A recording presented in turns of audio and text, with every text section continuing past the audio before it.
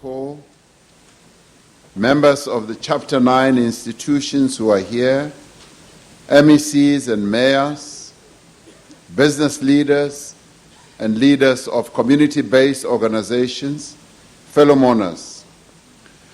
On behalf of the people of South Africa and on behalf of the African National Congress, and in my personal capacity, also representing my wife who could not be here because she's gone to pay condolences to the Mthembu family who lost their daughter in Mpumalanga.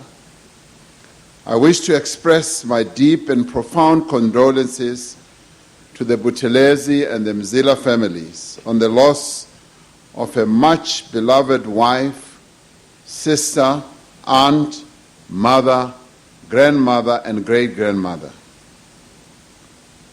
It is the saddest of days, and we join you in mourning the passing of Princess Irene Audrey Thandekile Buthelezi.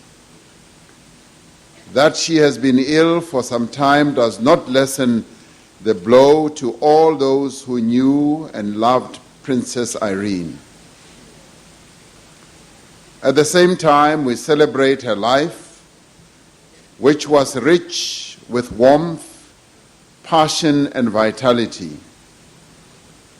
Even the onset of illness did not rob her of a keen love for life and her strong spirit. Over the years, I have had the privilege of getting to know Princess Irene, who was a constant and reassuring presence at the side of her beloved husband, Prince Buthelezi. I can speak for all of us here in saying how much we were moved when we always saw her side by side with Prince Buthelezi. Prince Buthelezi, this year would have been 67 years of your union. And today we've had revelations of how much of a loving husband you are. One day in Parliament, as you distributed flowers to all the female members of Parliament, I did not know that the genesis of that really arose from your love for Princess Irene. This year, I blindly wanted to copy your style and distributed flowers myself. And now that I've heard that you have always bought your loving late wife flowers, I think I am going to now start doing so to my own wife.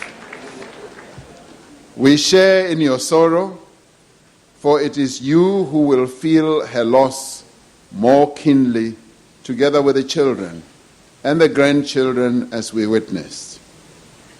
I often got to see Princess Irene at the opening of Parliament, where she always epitomized elegance and understated glamour and beauty.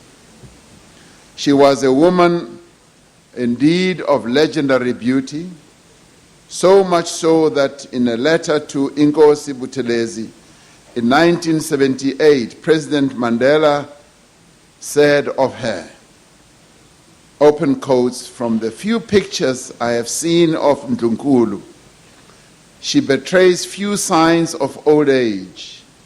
She still looks very much like the young daughter she was of Mzila and Umakoti of the Shenges." Close quote. As one looks at the picture in the program, you can see what attracted Prince Buthelezi to her. And when we further hear stories that Prince Buthelezi was smitten with love in Randfontein the moment that he saw her, you actually see that, any man could have been smitten with love as well. I was indeed sad to have not seen her at this year's State of the Nation address owing to her illness. Princess Irene was a woman of wisdom, of dedication, and of fortitude. She was a loving wife and mother, but she was also a much-loved member of this community. Her dedication to the social upliftment of her people, especially the women of this community where we are, will forever be remembered. She was born and raised in Johannesburg, but upon her marriage, she became part of her new family and of a new community that readily accepted her as one of their own. As a committed Christian, she was a woman of deep faith. In remembering her, we look to the scriptures and to the chapter of Ruth, the story of the young bride who left her tribe of Moab to settle with her husband's family.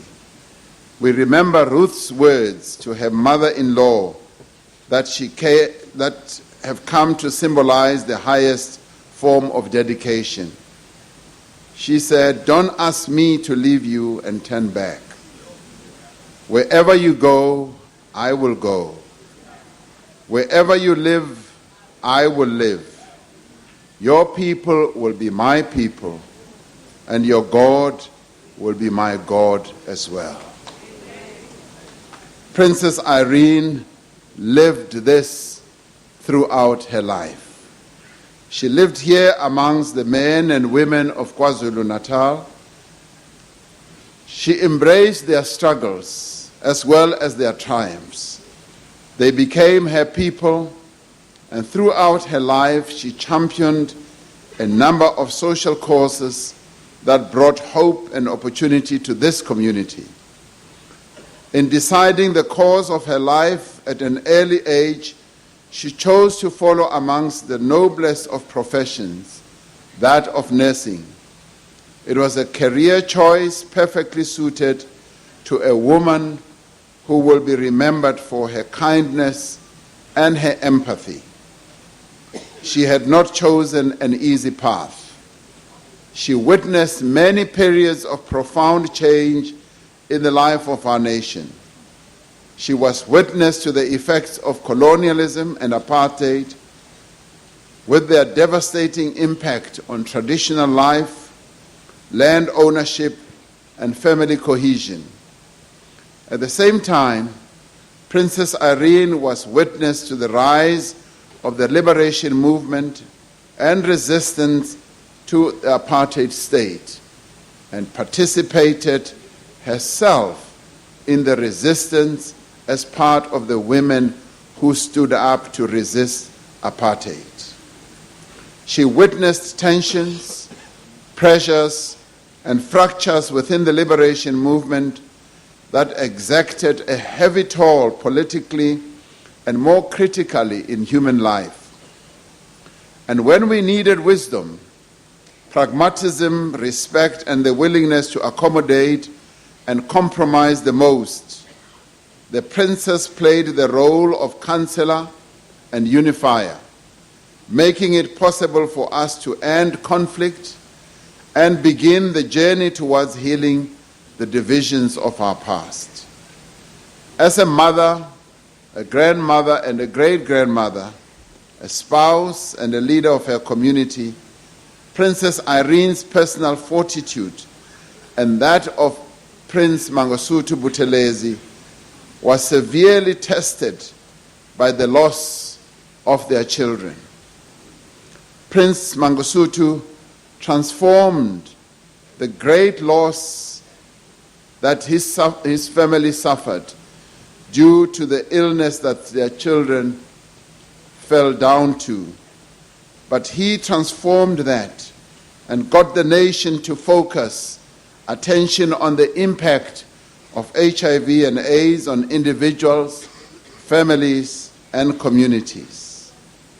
This is a great symbol of a family that transcended the real family unit and was able to use their pain, their sorrow, to beam messages to the nation about what needed to be heeded.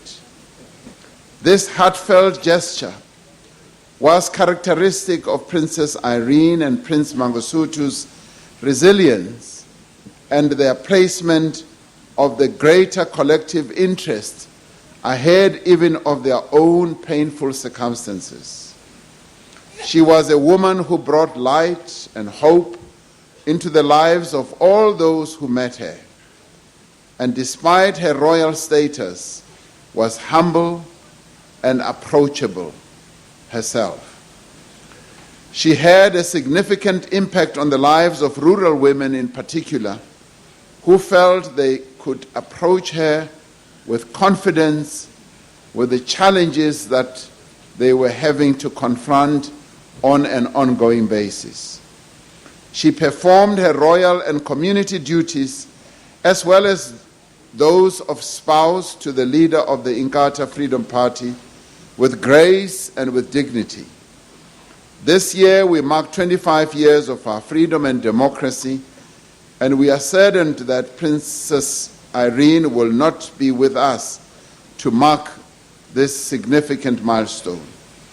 But we are comforted in the knowledge that she played her part in the realization of a free, non-racial, non-sexist, and democratic South Africa that we have today.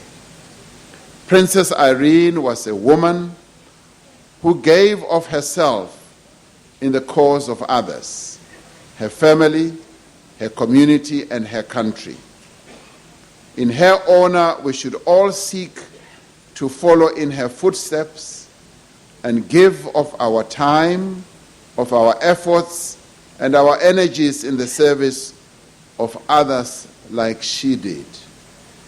We should do all our part in making our country a land in which all, rich or poor, men or women, urban or rural, can thrive and prosper.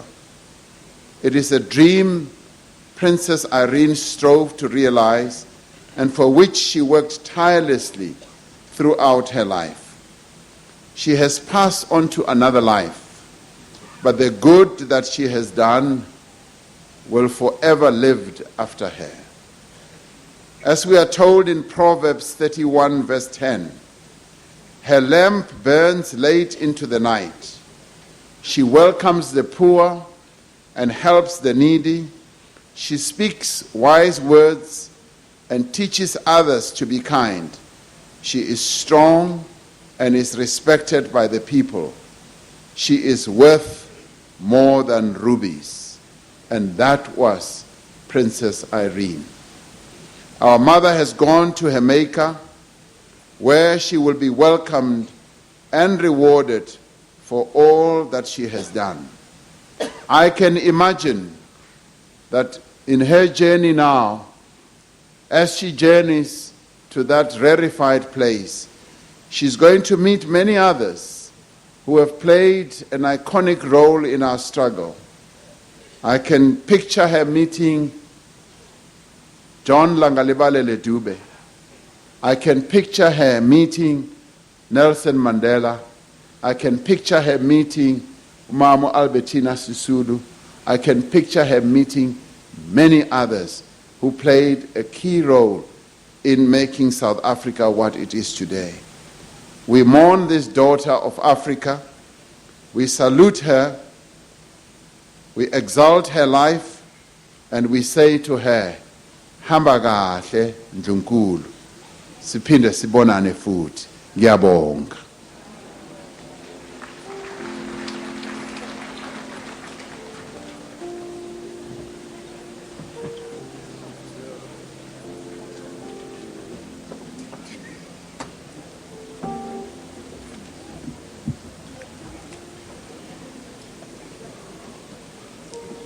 Siyabonga.